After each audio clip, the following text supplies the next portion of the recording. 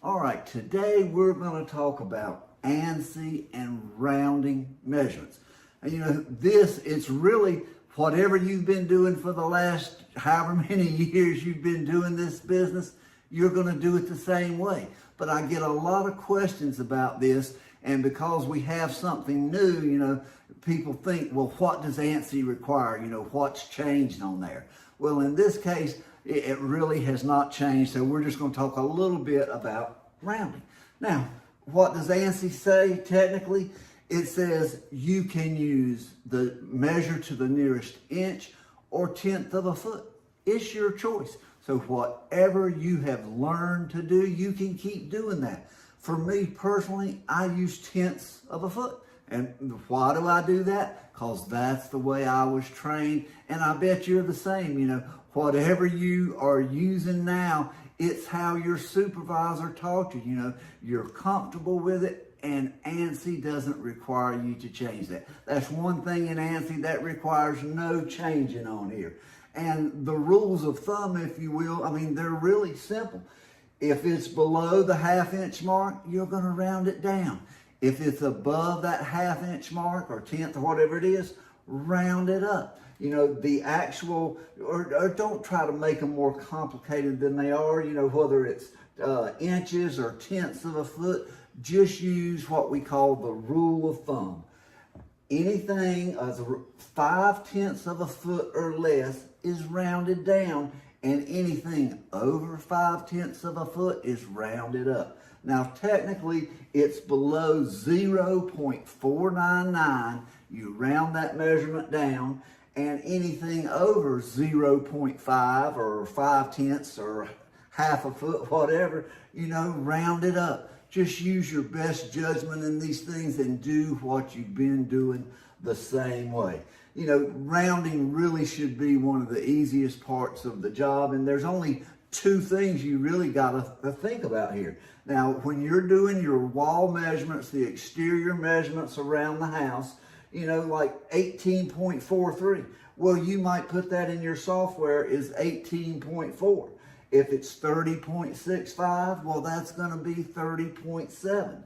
But when you get to the final measurement, the total square footage, that's when you're going to round it to the nearest whole square foot.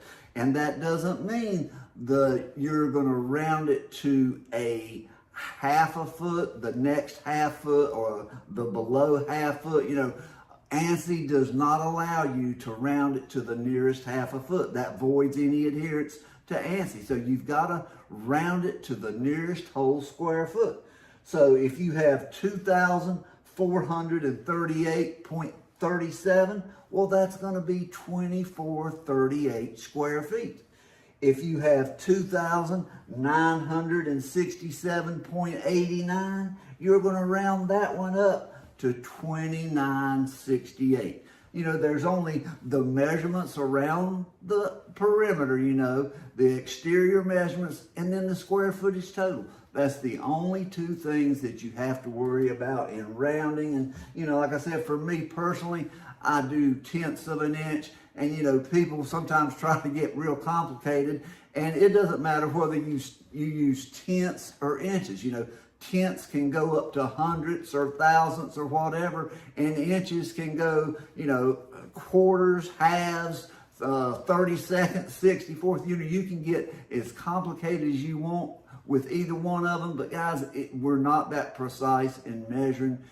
I would think the nearest inch or tenth of a foot is pretty precise in itself. So don't make this more complicated than it needs to be. If you're using the laser measure, it's the same thing. If you've got 32.43 on the front, it's 32.4.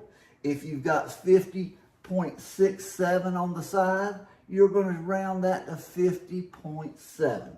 So our total square footage at 1643.23, guess what?